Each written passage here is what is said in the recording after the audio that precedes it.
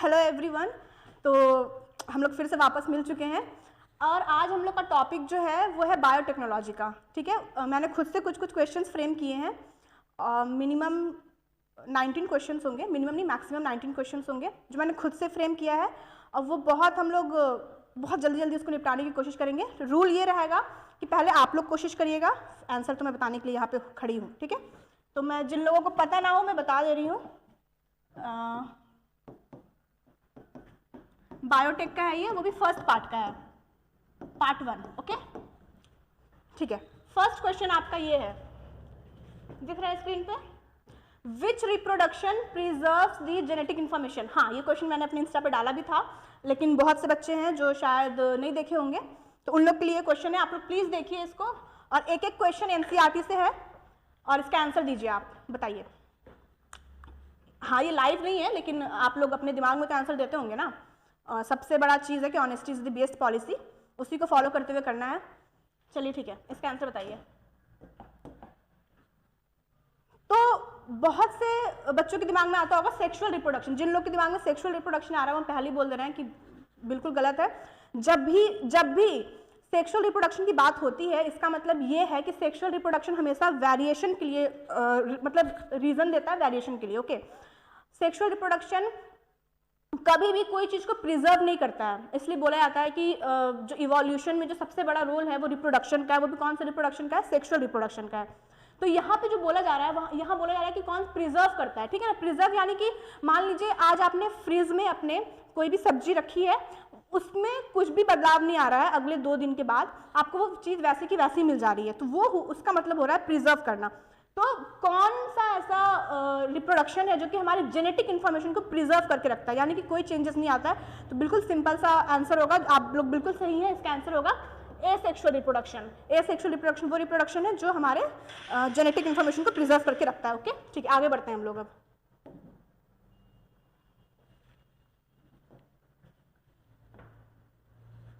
दूसरा question, construction of first recombinant DNA was of. ये तो बिल्कुल फैक्चुअल क्वेश्चन है जो आपको याद होना चाहिए। जो हमारा फर्स्ट यहां से होना पता होना चाहिए कि जो आपका फर्स्ट रिकॉम्बिनेंट डीएनए जो आपका बना था वो प्लाज्मिड से बना था। और किसके प्लाज्मिड से बना था? वो हमारा बना था सैल्मोनेला टाइफीम्यूरियम के प्लाज्मिड से। यहां लिख दे रही हूं मैं हिंदी में, इसके प्लाज्मिड से। ओके, इसके प्लाज्मिड से बना था। ओके, ठीक है, हम लोग आगे बढ़ते हैं।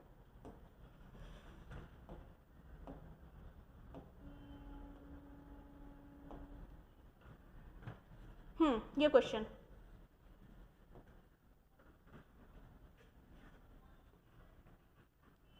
in which year 2 enzymes responsible for restricting the growth of bacteriophage in E. coli were isolated?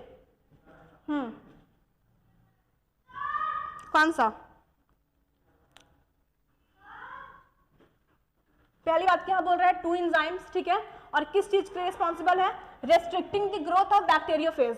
ठीक है, इसका आंसर होगा 1963, एनसीईआरटी देख लीजिएगा। 1963 वो है वो ईयर है जिस टाइम पे हमारा 2 एंजाइम जो था वो रिस्पॉन्सिबल करार दिया गया था for restricting the growth of bacteriophage in E coli. ठीक है, दूसरा क्वेश्चन,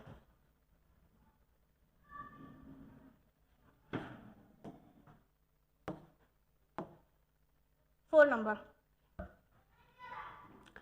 यहाँ पे थोड़ी सी प्रिंटिंग मिस्टेक हुई है हमारे भैया से, वो मैं क्लियर कर दे रही हूँ यहाँ पे। ये ना हिंद 11 नहीं है, ये हिंद 2 है। ठीक है, beside hind 2 today we know more than. Actually पता है ये ना लाइव क्लास होनी चाहिए, तो लाइव क्लास में बहुत मजा आता, लेकिन थोड़ी टाइमिंग अरेंजमेंट के चक्कर में हम लोग नहीं कर पाए। एक्चुअली मैं ही नहीं कर पाई, वरना बहुत मजा आता लाइव में। चलिए कोई बात नहीं, आई कैन फील कि आप लोग ईमानदारी से कर रहे हैं इसको। हिंद 2 के अलावा और कितने रेस्ट्रिक्शन एंजाइम जो है वो हम लोग जानते हैं, ये भी एनसीईआरटी का बिल्कुल डेटा है। इसका आंसर होगा 900 रेस्ट्रिक्शन एंजाइम्स जो हम लोग आज जानते हैं।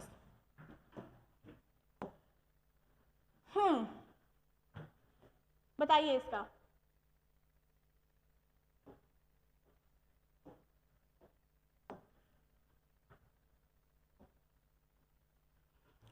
restriction endonucleases are used in genetic engineering to form.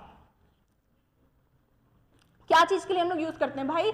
सब कुछ तो बायोटेक्नोलॉजी इसी पे टिका हुआ है। जो भी हम लोग रेस्ट्रिक्शन इंडोन्यूक्लियस जो हम लोग यूज कर रहे हैं वो सिर्फ और सिर्फ हम लोग रिकॉम्बिनेंट बनाने के लिए यूज कर रहे हैं ताकि हम लोग फर्दर इसके प्रोसेस कर पाए। तो इसका आंसर होगा रिकॉम्बिनेंट के लिए। ओके, सारा क्वेश्चन एनसीईआरटी की लाइन से है, आप लोग को पीवाईक्यू में भी मिल जाएगा, लेकिन ये मैंने खुद से एनसीईआरटी से बनाया है। दूसरा 6 नंबर, ये वाला ओके, यहाँ पे भी कुछ कुछ गलती हुई है, मैं बता दे रही हूँ, सही कर दे रही हूँ यहाँ पे। Most commonly use matrix in gel electrophoresis, ठीक है। Agarose artificial polymer, agarose natural polymer. यहाँ पे एगारोस ये नहीं होगा, ये होगा सिंथेसाइज फ्रॉम सीवीड फ्रॉम। अब बताइए इसका आंसर, सोचिए। सिंथेसाइज बोल लो आप या फिर एक्सट्रैक्टेड बोल लो, जो बोलना है। अब इसका आंसर बताइए।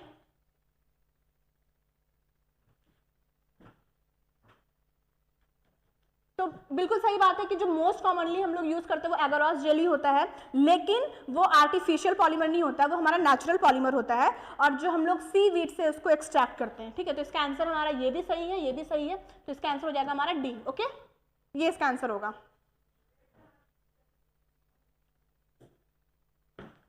7th नंबर क्वेश्चन,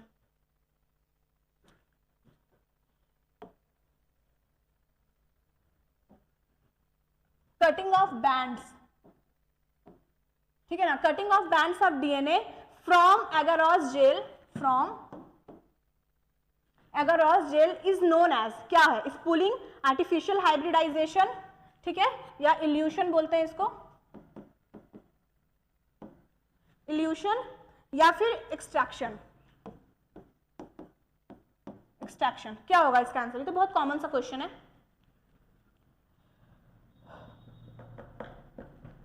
जो हम लोग जेल इलेक्ट्रोफोरेसिस का प्रोसेस कर रहे होते हैं, उसके बाद जो हम लोग का डीएनए का बैंड्स मिलता है, और उसको जब हम लोग साइज के अकॉर्डिंग, आप लोग को तो पता ही है कि साइज के अकॉर्डिंग हम लोग को बैंड मिलता है, जितना स्मॉलर साइज होता है वो उतना ज़्यादा फार्दर मूव करता है। तो उसके बाद जो हम लोग को डीएनए पूरा मिलता है, तो हम लोग उसको क्या करते हैं? कट करके निकालते हैं, ठीक है। उस कटिंग के प्रोसेस को हम लोग क्या बोलते हैं वो आपको बताना है, और उस कटिंग के प्रोसेस को हम लोग बोलते हैं इल्यूशन। ओके, इल्यूशन बोलते हैं हम लोग।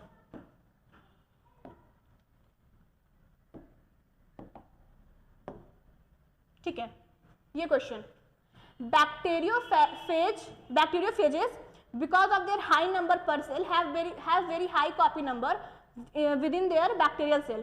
Some plasmids may have only 1 or 2 copies per cell, whereas other may have 15 to 100 copies per cell. पूरी एनसीईआरटी की लाइन है ये। तो ये स्टेटमेंट जो है दोनों का दोनों सही है हमारा, ये भी सही है, सॉरी ये भी सही है, ये भी सही है।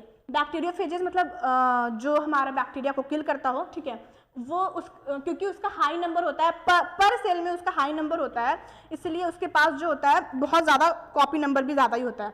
और जो हमारा प्लाज्मिड होता है, सम प्लाज्मिड बोला है यहाँ पे, देखिए ये लाइन यहीं पे एनसीईआरटी खेल, अगर यहीं पे मैं अगर लिख देती ना ऑल प्लाज्मिड, तो ये वाला स्टेटमेंट गलत हो जाता है हमारा, ठीक है। यहाँ पे सम बोला है, तो हाँ, कुछ प्लाज्मिड जो होते हैं उन्हीं के पास हमारा या तो 1 या तो 2 कॉपी होता है पर सेल में, ठीक है ना। सम के पास, सबके पास नहीं होता है, और जबकि अदर के पास हमारा 15 से 100 कॉपीज पर सेल हम लोग को मिल सकता है। तो इस हिसाब से हमारा ये दोनों स्टेटमेंट जो है वो सही है, तो इसका आंसर हो जाएगा हाँ ये B number. Both statement A and B are correct, ठीक है। 8 नंबर हो गया। 9 नंबर की तरफ हम लोग मूव करते हैं।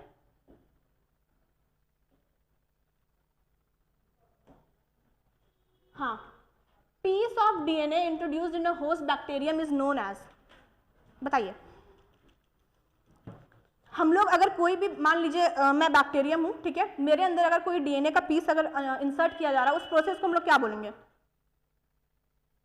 सिंपल सी बात है, अगर मेरे अंदर कुछ भी चीज़ लाया जा रहा है, इसका मतलब ये है कि मेरा जो स्ट्रक्चर है या फिर मेरी जो फिजिकली या फिर जो मॉर्फोलॉजिकली या मेरा स्ट्रक्चर है या जेनेटिकली स्ट्रक्चर है, एक डीएनए को इंसर्ट करने से सिंपल सी बात है कि मेरे अंदर ट्रांसफॉर्मेशन बिल्कुल आएगा। तो उस प्रोसेस को हम लोग बोलते हैं ट्रांसफॉर्मेशन। क्या बोलते हैं?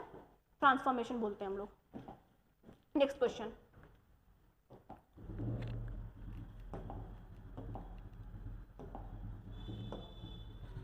हाँ, normal E coli sales do not carry resistance against any of these antibiotics. ठीक है, इसमें देखिएगा क्या है, पहले ना इसमें ये है,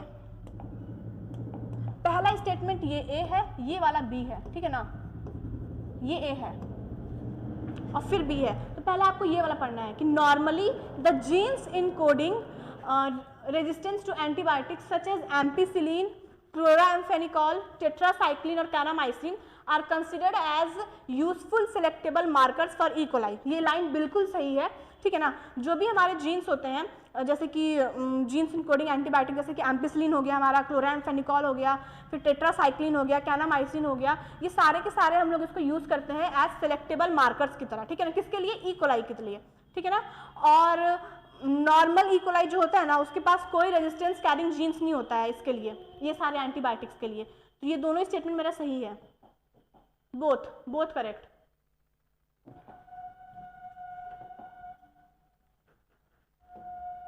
eleven number, recombinant DNA is directly injected into the nucleus of an animal cell. कैसे इंजेक्ट करते हैं हम लोग,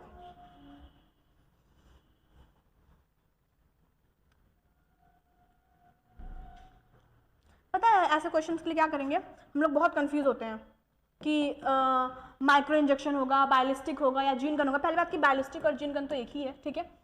तो अगर जहां पे भी हमारे एनिमल सेल की बात आती है ना, तो एनिमल हमेशा सोचो कि animal, we are also animal, तो हम लोग हमेशा इंजेक्शन लगवाते हैं, तो हमेशा माइक्रो इंजेक्शन ही होगा, इसमें इंजेक्शन होगा, इंजेक्शन तो हमारा माइक्रो इंजेक्शन में आ रहा है, ठीक है। तो इसीलिए जो भी हम लोग डायरेक्टली जो इंजेक्ट करते हैं एनिमल सेल में, वो हम लोग इस तरीके से करते हैं, माइक्रो इंजेक्शन से करते हैं, ओके। दूसरा क्वेश्चन, बायोलिस्टिक और होगा यहाँ पे, और gene gun is suitable for, ठीक है, मैंने अभी बताया था, अगर वो एनिमल्स के लिए है माइक्रो इंजेक्शन, तो ये दोनों हमारा हो जाएगा प्लांट्स के लिए, ठीक है। तो ये होगा इसका प्लांट्स के लिए, बायोलिस्टिक और gene guns are suitable for plants.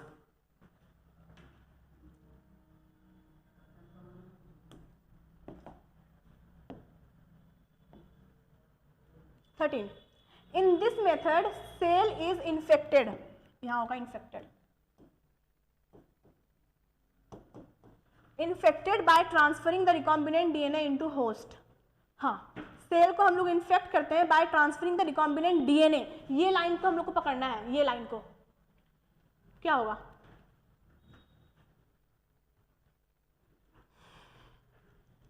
Obviously disarmed pathogen, ठीक है।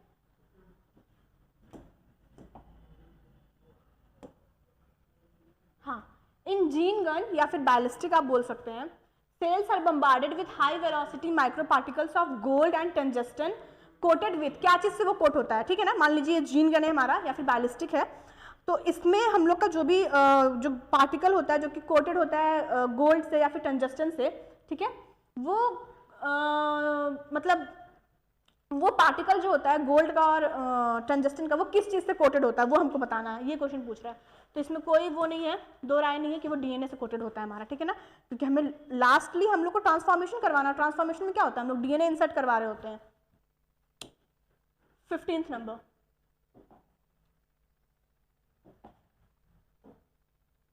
DNA is precipitated after adding, बहुत इजी क्वेश्चन है। डीएनए को हम लोग प्रेसिपिटेट करवा रहे होते हैं, क्या ऐड करने वाले से, चिल्ड इथेनॉल, क्या करवाने से, चिल्ड इथेनॉल करवाने से, चिल्ड इथेनॉल डालने से हम लोग डीएनए को प्रेसिपिटेट करवा सकते हैं।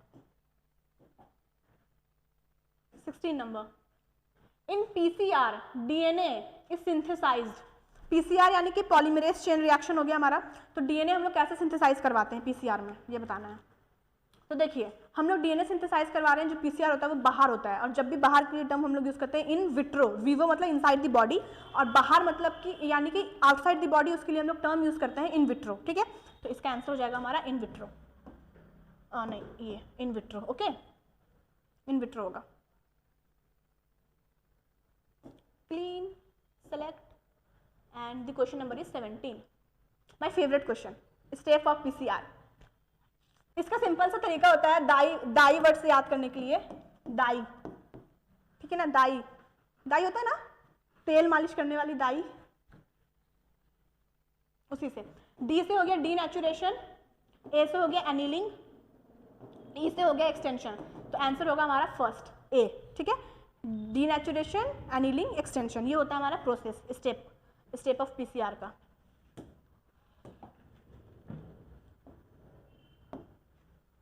Thermostable DNA polymerase is isolated from a bacterium, बहुत इजी क्वेश्चन है, थर्मस एक्वाटिकस से, ठीक है, इसी से हम लोग आइसोलेट करवाते हैं, थर्मस एक्वाटिकस से आइसोलेट करवाते हैं।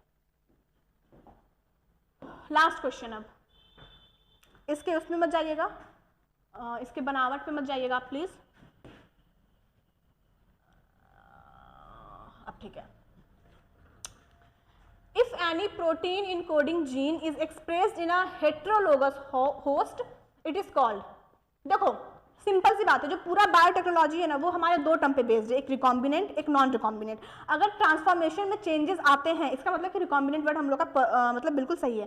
क्वेश्चन बोल रहा है कि अगर कोई भी प्रोटीन इनकोडिंग जीन है, अगर हम लोग उसको इंट्रोड्यूस करवाते हैं हेटेरोलोगस होस्ट के अंदर, तो उस प्रोसेस को या फिर उस चीज़ को क्या बोलेंगे हम लोग, तो उस प्रोटीन को क्या बोलेंगे। इसका मतलब कि पहली बात कि वो जो प्रोटीन है वो हमारा मतलब जो जीन है वो प्रोटीन इनकोडिंग जीन है, अगर वो इसके अंदर जाके एक्सप्रेस हो जा रहा है इसका मतलब कि वो रिकॉम्बिनेंसी ले आ रहा है, ठीक है। और अगर चेंजेस नहीं होता इसका मतलब वो नॉन रिकॉम्बिनेंट है, लेकिन यहाँ पे बोल रहा है कि एक्सप्रेस्ड, यानी कि एक्सप्रेस हो जा रहा है, वो अपने काम करने में सफल हो जा रहा है। तो सिंपल सी बात है, अब तो आपको पता चल गया होगा, इसका आंसर होगा हमारा रिकॉम्बिनेंट प्रोटीन। उस प्रोटीन को हम लोग रिकॉम्बिनेंट प्रोटीन बोलेंगे, ठीक है।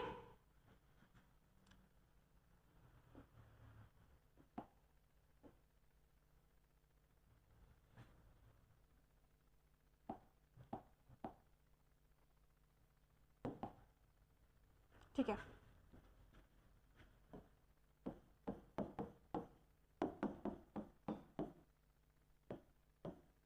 थैंक यू सो मच, ठीक है। हाँ, मैं आज इतना ही क्वेश्चन लेके आई थी, 20 क्वेश्चन से, मतलब 19 क्वेश्चन से मैंने खुद से फ्रेम किया था, और बाकी अब शोएब सर देखते हैं कब लेते हैं क्लास। पढ़ते रहिए आप लोग अच्छे से, और एनसीईआरटी पे ही स्टिक रहिए। ओके, बाय बाय, जय हिंद।